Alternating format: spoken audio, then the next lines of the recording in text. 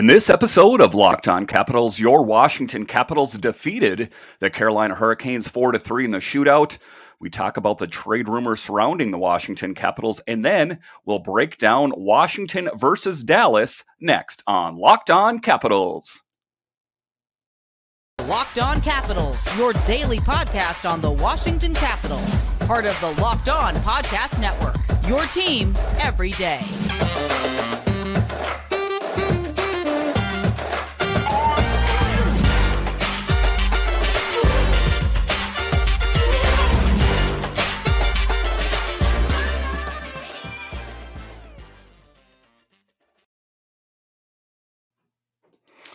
Well, hello and welcome in to this edition of Locked On Capitals. I'm so glad you decided to join me today. As always, this podcast is free and available on all platforms. And thank you for making Locked On Capitals your first listen or view of the day. Well, wow, it was quite a game against the Hurricanes. It required a shootout as the Capitals take down the Carolina Hurricanes 4-3. So, I mean, they just keep going and they keep winning against these opponents that, to be honest, should they be winning against? I mean, on paper, it doesn't really look like the Washington Capitals should have beat the Hurricanes, but alas, they did.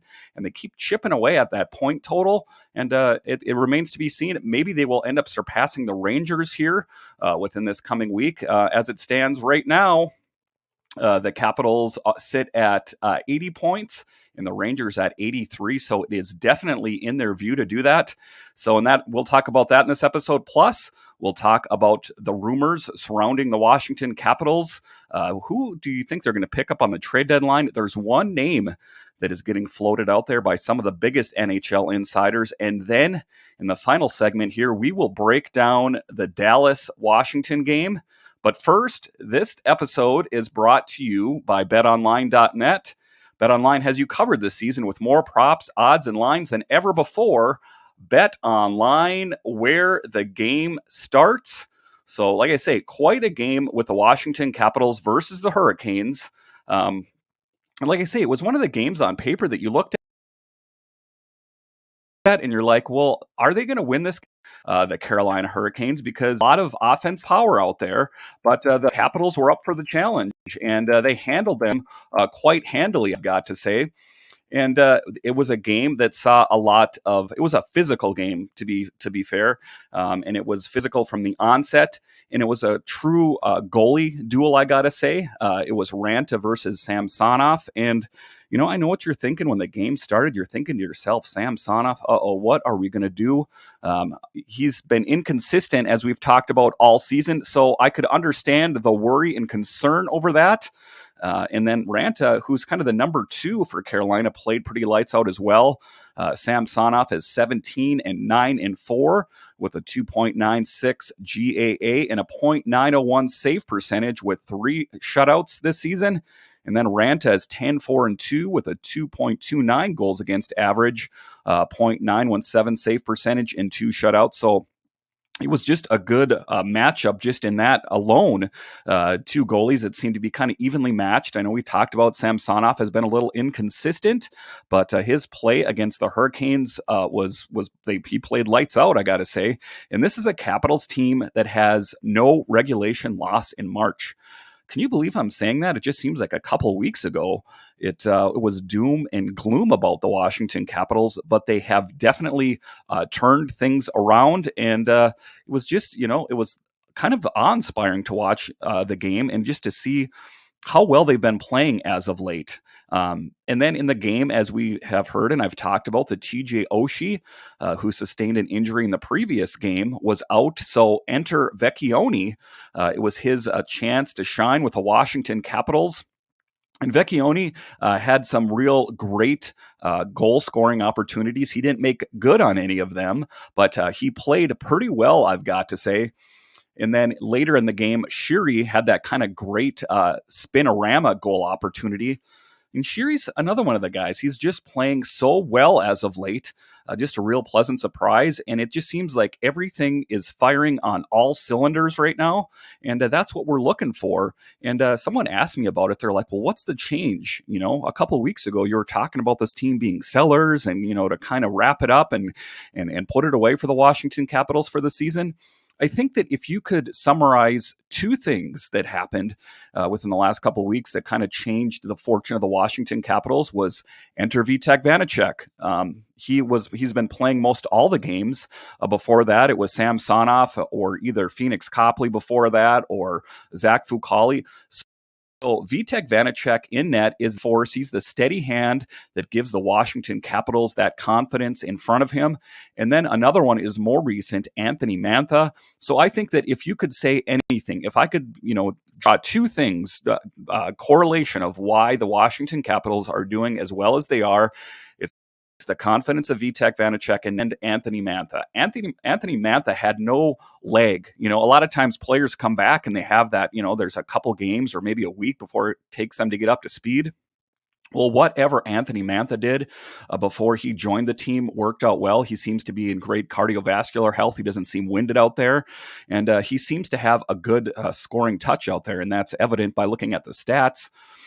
So then Seth Jarvis scores and makes it 1-0 Carolina. So the Capitals are already down in the to start out with. And like I say, it was a physical game. I would say it was the most physical game of this season by far. Hathaway and Lorenz mixing it up. Physical game so far. Wilson playing big too. And that's what it took out there. It took Hathaway and it took Wilson to kind of Panthers at bay. And then another player who's got a big frame but doesn't normally mix it up that much is Anthony Mantha. He was even kind of throwing his weight out there, and he's typically not that kind of player. And then just to kind of continue the talk with the physicality of the game, Ovi destroys Niederreiter into the board.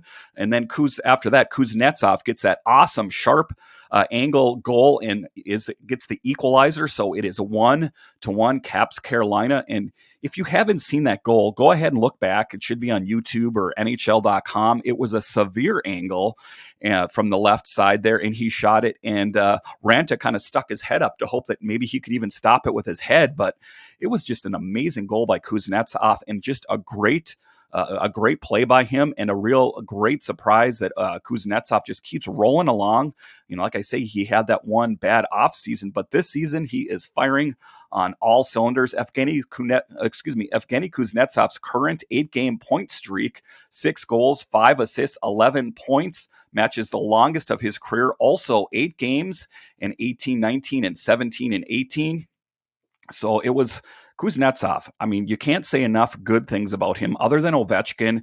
He is the goal-scoring fuel for that Washington Capitals team. And then John Carlson, one-time 2-1 cap. So you're even getting the defense up into the play there. So John Carlson, who is an offensive defenseman, so it doesn't come as a big surprise, but it's good that you're even getting goal production from the offense and defense. John Carlson skated a season high of 28.7 against Carolina. Carlson leads the Capitals in time on ice per game this season with 23 minutes and 50 seconds. So John Carlson is definitely carrying the mail for the defense for the Washington Capitals, and he's always kind of been that way. I mean, he's an all-star, and it's not real surprising that John Carlson is playing as well as he has. It's just that continued production that's a good sign for the Washington Capitals, and you don't see any leg with Carlson as the years go on. Wilson hit Niederreiter into the boards by the Caps bench. He then started swinging his stick at Caps players, and that's what I'm going to talk about here a bit later. That ended up being not so good for Nino Niederreiter, as he was suspended for 1 game without pay. So what happened is Wilson hit him, and then all of a sudden Niederreiter just started swinging his stick at Capitals players on the bench. So in this particular one, it's suspended for 1 game without pay for slashing Washington Capitals forward Axel Janssen-Fjällby during NHL game number 978 in Carolina on Friday, March 18th, the National Hockey League's Department of Player Safety said. So the incident occurred at 13:43 of the first period. Niederreiter was assessed a minor penalty for slashing under the terms of the collective bargaining agreement, and based on average annual salary, Niederreiter will forfeit $26,000 at $250,000. The money goes to the Players Emergency Assistance Fund. So I hope it was worth it for Niederreiter. I know that, you can get your emotions can get the best of you at times, but you can't just start swinging your stick wildly at players on the bench. And then one thing to note, and I know we've talked about Ilya Samsonov's play this year, but he was sharp pretty much the entire game. But in the notes here, Sammy was sharp early, and in the first period, he played really well. I don't think we could have asked anything more from Ilya Samsonov. He didn't allow in any soft goals that I saw. So just a real positive sign. The thing about Ilya Samsonov is stringing together wins. And I don't know if this game, I don't know if they, were shopping him or, what the sign is, but consistency is still my worry, because he's had those really sharp games, but then it's like I say, it's stringing them together. So it will be very interesting to see what happens tonight or today rather on the trade deadline and see what the Capitals do. Are they going to make a big acquisition in net? Like I said before, I'm going to reiterate, I don't think that they should do anything unless they get an upgrade from Ilya Samsonov. They definitely don't want to downgrade. And so just, otherwise I would say go with Samsonov or Fucale, but don't give away any futures or make any rash decisions if you're not upgrading. Anthony Mantha penalty for holding penalty. He retaliated by hitting Carolina after the whistle. And that's why I say it was a physical game throughout. And the Capitals were throwing their weight around, as was the Carolina Hurricanes. And it was a really great game to watch in that regard. And that's what the Capitals have to do. They just had to keep playing tough out there, because otherwise, if you're not going to bring it, then the Carolina Hurricanes were. And Peter Laviolette talked about it as much that they're a fast team and they're a physical team. And if you don't keep up to pace with them, they're going to just skate right by you. And then Trocheck trying to mix it up with Backstrom. And Backstrom's not a fighter. He's kind of a quiet guy. He's he has a good hockey IQ, you could say. He's good at making great passes to Ovi and that kind of thing. But even his emotion got the best of him. And I don't know if I've ever recalled Backstrom dropping the gloves and getting in a fight. That would be definitely one for the ages, I got to say. But Backstrom was even getting involved with that one. And again, emotions were running high as the Caps take on the Hurricanes. And then to start off the second, Manthony destroys Slavin into the boards. Again, Mantha typically not a guy known for his physical presence on ice, but he was still throwing his weight around anyway. Manthony bringing a big physical game. Sprong goal overturned. It hit the post. Trocheck over the shoulder goal ties it 2-2. Again, Sammy Sharp in the second as well. 22-10 shots. Caps game 730. It was 22-10 shots on goal at 736 in the second. The Capitals have allowed 29.3 shots against per game, the sixth lowest in the NHL this season. And then Backstrom, he's played 1,040 games, 263 goals, 739 assists, and he's a plus 119. And Backstrom just still playing really well, even though he missed some time this season. I mean, he's another guy. He missed a substantial amount of time. And I would say there was a little bit more of a with Backstrom than there was with Mantha, but Backstrom is, I would say, firing on all cylinders now, and I don't think we could really ask for anything more of him. And then Hathaway has been the target of a lot of hits, and I think part of that is just the play of Hathaway. He is a physical player. He's a chirper. It's not even just him hitting you. He'll get, and say something in your ear like, I'm going to score on you, or probably something I can't say on this broadcast. And then Smith tried to hit Hathaway, and Hathaway hit him into the boards. It was kind of a funny moment here. He was just squaring up, ready to slam him into the boards, and then Hathaway just kind of spun and hit him into the boards. So it was a funny moment, to be honest with you. Jarvis goal puts the Panthers up 3-2. And it was kind of one of those moments. I'm like, well, Carolina's going to come along and do what they do best, and that's win hockey games. Their first place in the Metropolitan Division, but there's more. Smith smashes Kuzi into the boards, appears to be a dirty hit. And if you guys saw that play, it was a pretty bad play where he just smashed him. His face went right into the boards, and Ovi steps up and is ready to fight Smith. And Yeah, I mean, that's what you got to be. You got to be team tough. And it was kind of a dirty hit. And Kuznetsov, who appeared to be dazed, it took him a while to get up, but it didn't seem to phase him over the rest of the game, because he got up. He was sitting on the bench. He looked pissed off. He was drinking his water and spitting it out there, and he came back into the game. So no long-term injury that we know of as for now anyway.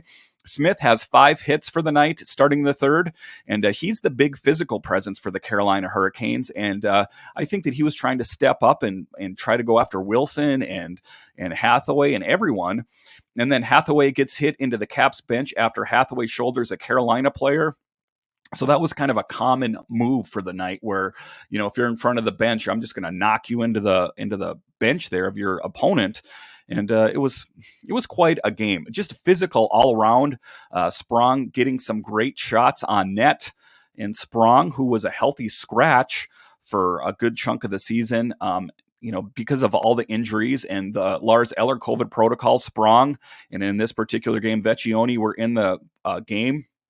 Sprong getting some great shots, could not find the back of the net there. Ovi goal from the left circle for the equalizer, his 769th goal of the season. And Ovi just doing what he does best, scoring goals. The power play goals leader, Ovechkin, 281. So, I mean, just great production from Ovechkin and the Capitals. And this was just a big statement win for the Washington Capitals, because, I mean, you can't find a bigger opponent. They are number 1 in the Metro. And it was a good sign to see where the Capitals were at, because I think that this was like a precursor or a dress rehearsal for the postseason. So the Capitals stood tall. The Capitals have a power play in 14 of their last 19 games during that span, which started on January 28th. The Capitals have a 31.2 power play percentage. That's 19 goals on 61 opportunities, ranks 3rd in the NHL. 6 shots to 19 Caps Canes shot on net. So the Caps were bringing the pressure. They were definitely leading the Canes overall throughout the game as far as shots on net. And then we end the third. The game is tied. It takes overtime. Backstrom hits Stahl's stick, and there's a Caps breakaway. There was a great shot by Anthony Mantha, and Ranta was lights out in overtime. So guess what? It required a shootout, and as it turns out, the Capitals, they were playing tough. The defense tightened up, so it required that shootout. And then Ovi gets the shootout game winner, and he puts his hand by his ear, because it was a game where they were chirping the Capitals pretty much the entire game. So it was a great drop the mic moment by Alex Ovechkin. Alex Ovechkin scores his 36th career shootout goal and his 15th career game deciding shootout goal to extend the Capitals point streak to 8 games, 7-0-1. Ovechkin's 15 career game deciding shootout goals are tied for the 10th most in the NHL since the NHL introduced the shootout in 2005 and 6. Some special notes from the game, like I talked about. Nino Niederreiter was suspended for 1 game. The Capitals outshot Carolina 40-20, their longest shot differential of the season. Washington is 3-0-2 when recording at least 40 shots this season. The Capitals earned their 20th road win of the season against Carolina, tied for the most in the NHL. Washington's .703 road point percentage ranks 2nd in the NHL. Pittsburgh is .710. The Capitals improved to 13-5-1 against Metropolitan Division opponents this season, the highest point percentage in the division. Washington's current 8-game point streak, 7-0-1, ties their longest streak of the season, which was 5-0-3 from October 13th to 29, 2021. So Capitals just humming along, playing really well. Like I talked about earlier, no regulation losses in the month of March. And wow, could you have asked for any more? All right, so after the break, we are going to talk about one player in particular that keeps getting circulated around by some pretty prominent NHL insiders, Elliot Freeman, if you must know. But first, we are going to talk about Athletic Greens, our partner. Our next partner has a product I use literally every day. I started taking Athletic Greens because I needed more energy and wanted a supplement that actually tastes great. And I wanted to see what the hype was about. Now I've been on it for about 2 weeks. I love it. It doesn't even taste like it's super healthy. It kind of has a mild tropical taste that I actually look forward to taking each morning. So what is this stuff? With one delicious scoop of Athletic Greens, you're absorbing 75 high-energy vitamins, minerals, whole food sourced superfoods, probiotics, and adaptogens to help start your day right. This special blend of ingredients supports your gut health, your nervous system, your immune system, your energy, recovery, focus, and aging, all the things that you really want. Like I say, I personally use it because I have 2 babies at home. I got a full-time job. I need that extra boost of energy. That's why I use Athletic Greens. Here's some healthy facts. It's lifestyle friendly. So whether you eat keto, paleo, vegan, dairy-free, or gluten-free, it contains less than 1 gram of sugar, no GMOs, no nasty chemicals or anything, while still tasting good. Supports better sleep quality and recovery. It supports mental clarity and alertness. It's the one thing with the best thing. Athletic Greens uses the best products based on the latest science with constant production, iterations, and third-party testing. Importance of a multivitamin. Tons of people take some kind of multivitamin. It's important to choose one with high-quality ingredients that your body will actually absorb. AG1 is a small micro habit with big benefits. It's one thing you can do every single day to take good care of yourself.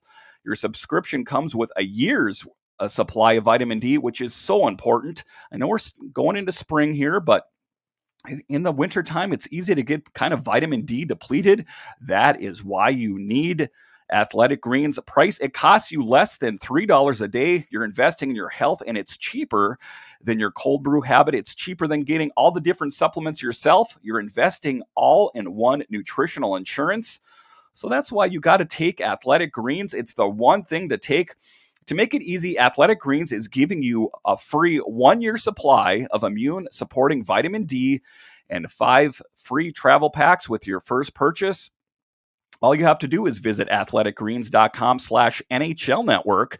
Again, that is athleticgreens.com/NHL Network to take ownership over your health and pick up the ultimate daily nutritional insurance. Thank you, Athletic Greens. And like we're talking about here, it is the trade deadline coming up on Monday today, and there are going to be some big moves, and that's why you got to keep it to Locked On Capitals. I'm going to break down everything that happened, and follow me on Twitter. We're Locked On Caps, or on YouTube. I will keep you updated on anything that happens throughout the day. But on Monday, and we're going to be going live at 3 p.m. Eastern, so make sure and check us out on Locked On Caps. But on Monday, March 21st at 3:30 Eastern, tune into Locked On Fantasy Hockey's live deadline reaction show to get the all-in-one on-ice fantasy and betting analysis you need from hosts Steele Roden and Flip Livingstone, with appearances from our local roster of team experts, plus catch our very own, this is what I was talking about, live show, Locked On Capitals, for our immediate reaction to the Capitals moves. And what do you guys think? Are there going to be some big moves out there? I'm not so sure. Sometimes we don't know until the deadline. I know that Brian McClellan has said he doesn't plan on making any big moves, but will the recent play sway his opinion or his decision-making? Are they going to swing for the fences and pick up that big-name netminder? That's why you got to keep it to Locked On Capitals, and we will let you know about anything that is going on with the Washington Capitals. We'll also summarize any other big moves that are going on around the NHL. All right. In this next segment here, we are going to talk about that one player I've been teasing the whole episode, and that's Max Domi. I would say the most prominent insider to the NHL is Elliotte Friedman. He is like the Adam Schefter, if you will. Sportsnet's Elliotte Friedman provided insight on what he thought may or may not happen moving forward on his most recent 32 Thoughts podcast. He said, someone who might be on Washington's radar, Columbus's Max Domi. Merrick added Boston and Colorado could also be fit for him. Although Vitek Vanacek has played very well, the Capitals continue to monitor the goaltending market. They needed a strong week, 5 out of 6 points in Canada, a win over the Islanders to convince the management they righted the ship. I could see a situation where Fleury wants to finish his career in Pittsburgh. Another reason he'd be leery about joining the Capitals, and I've talked about that as much, is that I think that Marc-Andre Fleury is pretty much a career Penguin, even though he's played on some different teams. You know, he's played on the Blackhawks, he's played on the Golden Knights. I think the history between the Capitals and the Penguins, and honestly, the history between the Capitals and the Golden Knights, because he was the one that was primarily in net during their Stanley Cup run and subsequent victory. So I think that there's just some there, and I just don't think that that would happen. And what I had heard earlier too was that the asking price for Marc-Andre Fleury is a first-round pick, and that's what I've talked about at length, is that we don't want to give up futures to get someone like that. But Domi, the one that we're talking about, the big name that's being linked with the Capitals, Domi is a 27-year-old center, is in the final year of a two-way $10.6 million contract with a cap hit of $5.3 million. He will be an unrestricted free agent over the summer. The Blue Jackets forward has a nose for the net and can play on the power play. Also, like his dad, Ty, Max is not afraid to drop the gloves. Domi is 3 years removed from a career year where he tallied 72 points. That's 28 goals and 44 assists in 82 games for the Montreal Canadiens. This season, the Canadian has 31 points, 9 goals, 22 assists in 51 games. After scuffling in January, Domi rebounded and registered 7 points in his last 7 games. He currently skates on the Blue Jackets' second line with Cole Dillinger and Oliver Bjorkstrand. And he's on paper, it seems like a really great acquisition for the Capitals to attempt to make. Domi is coming off a major shoulder surgery that he had in June of 2021. And those shoulder injuries just seem to be so common, don't they? Anthony Mantha, and we talked about Jacob Vrana. It just seems like the shoulders take the brunt of all the injury if you're playing in the NHL, but it appears that he's coming off that injury just fine. Other forwards the Capitals have been rumored to be interested in include Claude Giroux. We can cross that one off. We already know he went to the Panthers. And Jarn Krok, who was one of several players dealt on Wednesday Landing in Calgary. So a lot of those big names that were on the list are being crossed off. And I expect that, a lot more of those are going to be removed today. But, like I say, just be leery of picking up those rental players, because if you do, then it's win now mode. I mean, unless you sign them to some sort of extension, I think it's not a really great idea. And another name that you can take off that list is Braden Holtby, which we talked about because of the injury to Khudobin on the Dallas Stars. I know there were a lot of Caps fans out there that were waiting with bated breath to hear that Braden Holtby is returning to the Washington Capitals. Well, that is not going to happen, at least this season. Who knows what the future holds, but I think the Capitals need to stick with what they have. I think Vitek Vanacek and either Sam Sonoff or Zach Fucale. I guess you could include Phoenix Copley's name into that list. And then further down the depth chart, there's Shepard, who plays primarily in ECHL for the Stingrays. It just remains to be seen who the Capitals will go with in net. I've talked about Georgiev. I mean, I think that he might be a pleasant surprise and a great addition to the Washington Capitals if they do, in fact, go out and pick up another netminder. So, like I say, an upgrade is what you want to do. You definitely don't want to be in a position where you're downgrading. And you're like, well, why would you do that? Hey, Caps fans, do I need to remind you of the Philip Forsberg thing where we got Martin Erat and Lada for Philip Forsberg? Was that a good trade? I don't think anyone's going to think that is a great trade. And, I don't know. It just seems like go in it with the right intentions and make that big move. Otherwise, just stay pat with what you have. Because like I've said ad nauseum, you don't want to be kicking that can down the road. The Capitals are an aging team, but you want to build the future. You've got to look towards, you've got to have your eyes set on the horizon and not just concentrating on the current situation. All right, in the next segment, we are going to break down the Dallas game and how the Capitals played. But first, it's that time of year again as college basketball's tournament is finally upon us. From all the latest odds, contests, and player props, BetOnline.net is the #1 source for all your sports and betting needs and info. BetOnline remains the best spot for all your sports scores, podcasts, and news this season. And it's not just basketball. As you guys know, it's March Madness, and I love March Madness. That's why I love BetOnline, because I can get in on the action. BetOnline is your continued source for all your sporting wagering information needs. including live betting and your favorite Vegas casino games. Head to the website today or use the mobile device to learn more about the trends in action. Bet online, where the game starts. And from one good sponsor to the other is Built Bar. And we got to stick with our New Year's resolution. I know it's easy to just fall apart and fall off the wagon and start eating candy. You promised yourself you're going to eat better. Do that with Built Bar. This is the time of year I've pretty much given up on all my New Year's resolutions, but not this year. I'm sticking to my resolution to eat right thanks to Built Bar. It almost feels like it's not really a resolution because I actually enjoy eating them. Have you tried the Puffs? If you haven't, you're missing out on one of Built Bar's best tasting bars. Puffs are the first ever protein-infused marshmallow. They're fluffy, they're marshmallowy. They're not just a protein bar, they're a treat, and they're covered in 100% real chocolate. Puffs are a fan favorite with some incredible flavors. Yummy cinnamon churro, coconut marshmallow, banana cream pie. They're so good. These are going to be one of your favorites. All of these Built Bars are covered in 100% real chocolate. Yeah, that's the Puffs too. 100% real chocolate. They're low calorie, high protein. Replace your candy bars with these. They are better. A typical candy bar can be anywhere from 200 to 300 calories. Ouch. Go to Built.com and scroll down to the macros chart. You'll be blown away. High protein, low cal, high fiber, low carb. Most Built Bars contain 130 calories, so definitely an improvement over that donut. 4 grams of sugar, which is also an improvement. 4 net carbs and 17 grams of protein. So compare that to a candy bar and eat a Built Bar. They're so much better for you. So go to Built.com and use promo code LOCKED15 and get 15% off your order. Use promo code LOCKED15 for 15% off at Built.com. Thank you, Built.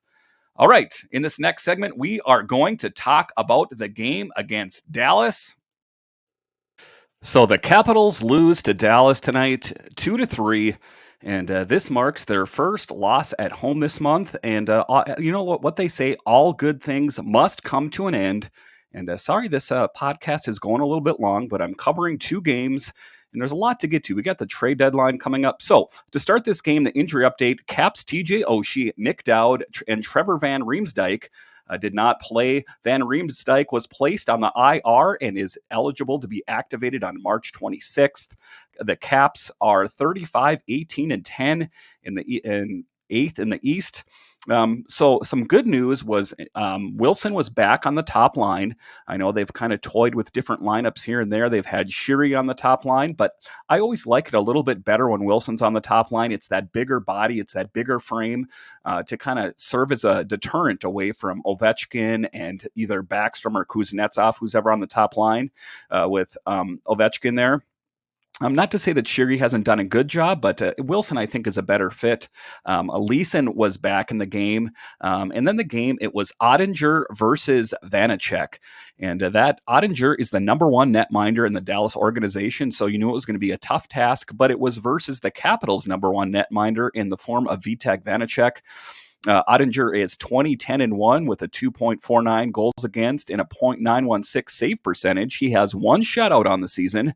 Vanacek 16-7-5 with a 2.35 goals against average, a .919 save percentage, and 3 shutouts. So on paper, it looked pretty evenly matched. Those are real great numbers for both of those goaltenders. So in this game, like I say, Kempny was in because Van Riemsdyk was out.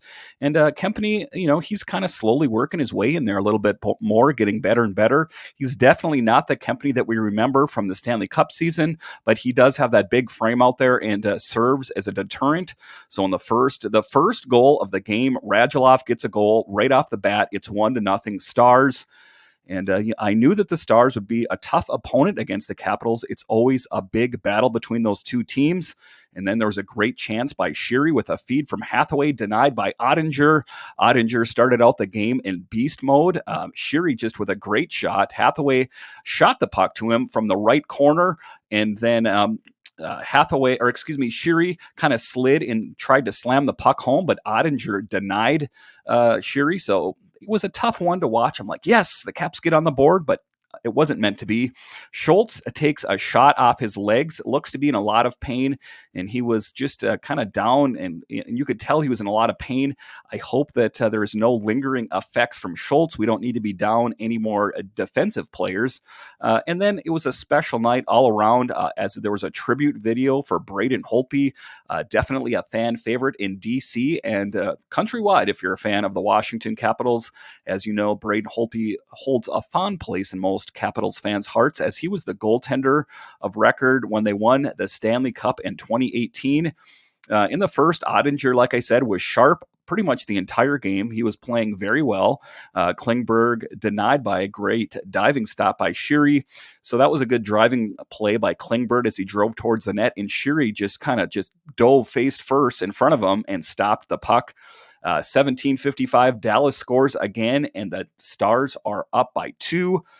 The second, despite being down by 2, Vitek Vanacek was sharp early in the second, and he was. I don't think Vitek allowed in a lot of what they would call soft goals. I just think that, Dallas outworked them, and, the Capitals would have to lose sooner or later. And then it was Ovi's 40th goal of the season. Ovi makes it 2-1 Dallas, and the monumental, the historic, the milestone, whatever kind of word you want to use for Ovechkin continues. Ovi's 40th goal of the season. Alex Ovechkin became the 4th player this season to hit 40 goals, joining Austin Matthews, Leon Draisaitl, and Chris Kreider. Alex Ovechkin's first shot of the game marked his 6,000th career shot since 2005. His 6,000 shots are 2,229, more than the next closest player. That's Eric Stahl.